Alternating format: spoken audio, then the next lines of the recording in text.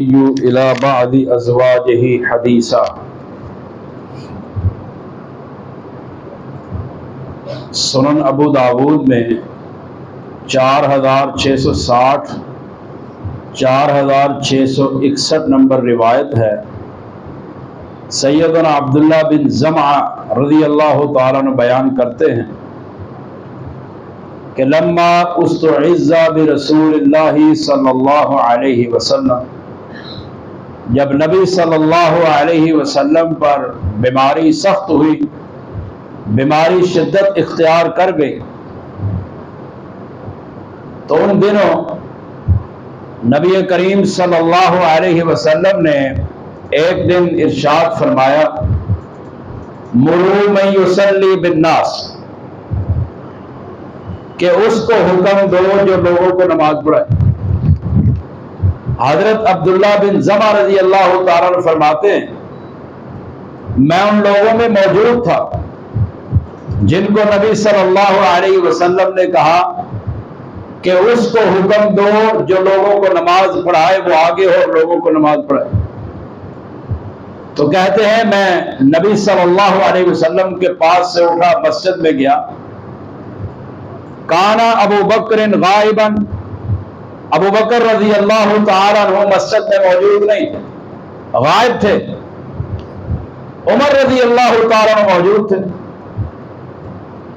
عبداللہ بن زمعہ فرماتے ہیں کہ میں نے عمر رضی اللہ تعالیٰ عنہ کو کہا آپ لوگوں کو نماز پڑھائیے۔ عمر رضی اللہ تعالیٰ عنہ مصلی پر کھڑے ہوئے، اقامت کہی گئی۔ عمر رضی اللہ تعالیٰ عنہ کی آواز بلند تھی، انہوں نے بلند آواز سے کہا اللہ اکبر، نماز شروع کر دیتے ہیں۔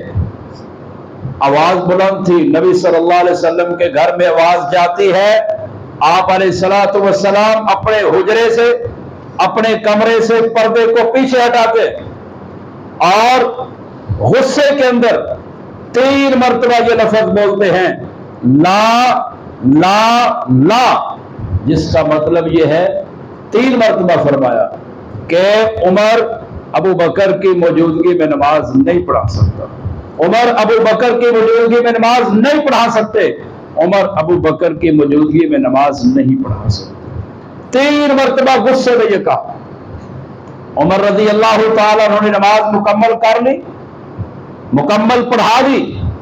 آپ نے ابو بکر رضی اللہ تعالیٰ عنہ کی طرف پیغام بھیجا، وہ آئے، آپ علیہ الصلوۃ والسلام نے ابو بکر رضی اللہ تعالیٰ عنہ کو حکم دیا کہ ابو بکر یہ نماز دوبارہ پڑھاؤ جو عمر نے پڑھائی ہے۔ عمر رضی اللہ تعالیٰ عنہ نماز پڑھا چکے ہیں، اس کے باوجود نبی صلی اللہ علیہ وسلم کہہ رہے ہیں کہ ابو بکر یہ نماز دوبارہ پڑھاؤ، جس کا صاف مطلب یہ ہے کہ نبی صلی اللہ علیہ وسلم کے بعد اگر کوئی امامت کا حقدار ہے، چاہے وہ امامت صغریٰ ہو چاہے امامت کبریٰ ہو، اس کے حقدار سیدنا ابو بکر صدیق رضی اللہ تعالیٰ عنہ۔ جیسے کل میں نے حضرت علی رضی اللہ تعالیٰ عنہ کی ایک حدیث بیان کی بخاری سے کہ انہوں نے کہا خیر الناس بعد رسول اللہ ابو بکر، ابو بکر رضی اللہ تعالیٰ عنہ نبی صلی اللہ علیہ وسلم کے بعد اس امت کے سب سے بہترین فرد ہے۔ تو ابو بکر رضی اللہ تعالیٰ عنہ نبی صلی اللہ علیہ وسلم کے بعد اس امت کو سنبھالنے والے ہیں، اس امت کے امام ہیں، اس امت کے خلیفہ اول ہیں، خلیفہ بلا فصل ہے نبی صلی اللہ علیہ وسلم کے بعد۔ سن 1950 کے اندر سندھ کے اندر ایک مناظرہ ہوا، اور اس مناظرے میں شرط یہ رکھی گئی کہ مناظرے کے اندر اہل حدیث عالم نہیں ہونا چاہیے، اہل حدیث نہیں ہونا چاہیے۔ مناظرہ ہوا، 3 دن تک مناظرہ ہوا، اور مناظرے کا موضوع تھا معیار صحابہ۔ اہل تشیع کے درمیان اور اہل سنت کے درمیان مناظرہ ہوا، شرط یہ تھی کہ کوئی اہل حدیث مناظر نہیں ہوگا۔ 3 دن مناظرہ ہوا، کوئی نتیجہ نہ نکلا۔ آخر کار یہ سندھ سے ایک خط لکھا گیا، وہ خط پہنچا فیصل آباد جامعہ سلفیہ میں مولانا صدیق بلوچ رحمہ اللہ کے پاس کہ آپ کی ضرورت ہے۔ وہ وہاں سے چلے، سندھ میں پہنچے، मौलवी इस्माइल शियत है, उसके साथ मुनाजरा था। मौजू उसने चेंज कर दिया, कहा मौजू मुनाजरा है अबू बकर की खिलाफत बिला फसल कुरान से साबित कर। उसने 4 शर्तें रखी, जरा शर्तें सुनो। पहली शर्त यह रखी कि अल्लाह का कुरान हो, दूसरी शर्त नबी की तफसीर हो, तीसरी शर्त अबू बकर की खिलाफत बिला फसल हो, और चौथी शर्त कि किताब हमारी हो, शिया की किताब में यह बात लिखी। कहा ये 4 शर्तें हैं, इन 4 शर्तों के साथ अबू बकर की खिलाफत बिला फसल साबित कर दो, 500 रुपया इनाम। उस दौर का 1950 की बात, 500 रुपया इनाम रखा। मौलाना सिद्दीक बलोच रहिमहुल्लाह कहने लगे भाई इधर 500 रुपया इनाम रखो, मैं अभी आपकी किताब से ये बात निकाल के दूंगा, अभी आपकी किताब से। और इत्तेफाक से उसकी जेब में उस वक्त 500 रुपया भी मौजूद नहीं था। दावा उसने बड़ा किया था, उसका ख्याल था कि इसका जवाब कोई नहीं दे सकता। कहा 500 रुपया रखो इधर। उसने कहा भाई आप दलील पेश करो, मैं रखूंगा। उन्होंने कहा आप शुरू से झूठे हैं, आपने मुकर जाना है, आप मुझे 500 रुपया नहीं देंगे, पहले इधर रखो। 500 रुपया पे बात अड़ गई। तो उस मुनाजरे के अंदर ना एक देवबंदी शख्स थे, लाल हुसैन अख्तर, उन्होंने कहा मौलाना सिद्दीक साहब आप दलील पेश करें, मैं 500 की बारिश कर दूंगा। मौलाना सिद्दीक रहिमहुल्लाह कुरान की आयत पढ़ते हैं, कहा वही असर्र नबिय्यु इला बाज़ी अज़वाजिही हदीसा। याद करो उस वक्त को जब नबी अपनी एक बीवी से खुफिया बात कर रहे थे। ये होगी कुरान की आयत, ये कुरान की आयत सूरत तहरीम में मौजूद। अब तफसीर किसकी थी? नबी। तफसीर क्या?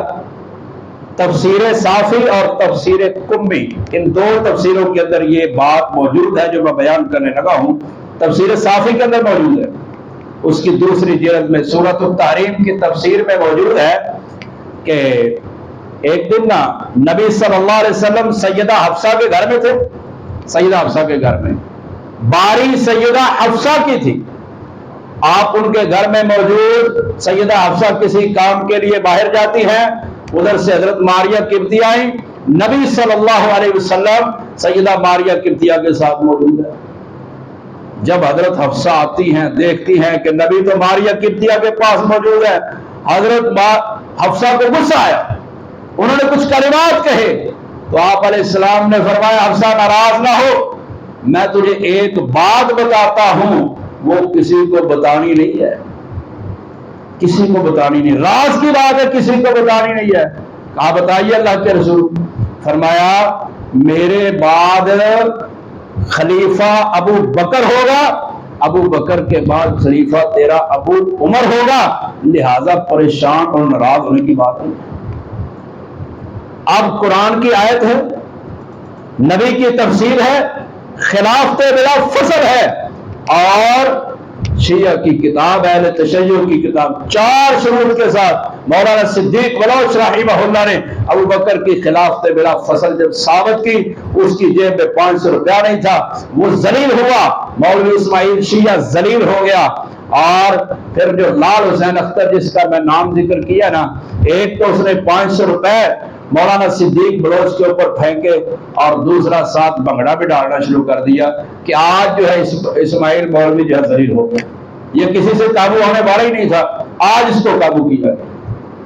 और मैं आपको ये बात भी बता दूं, ये मौलाना सिद्दीक बलोच रहिमहुल्लाह वो शख्सियत हैं जो जामिया सल्फिया फैसलाबाद के अंदर शेखुल हदीस रहे हैं। इन पर अल्हम्दुलिल्लाह मैंने काफी मुताला किया है, ये बड़ी हिस्ट्री है शख्स की, बड़ी अजीम शख्सियत थी। आप भी इनको पढ़ें। एक किताब है गर्दन न झुकी जिनकी जुल्म के आगे, मौलाना तफजील अहमद ज़ैगम की ये किताब जरूर पढ़ें, उसमें इनके हालात जिंदगी मौजूद हैं। अल्लाह ताला हमें हक बात को समझने की तौफीक अता फरमाए। सुब्हान रब्बिका रब्बिल इज्जति अम्मा यसिफून व सलामुन अलल मुरसलीन वल्हम्दुलिल्लाहि रब्बिल आलमीन।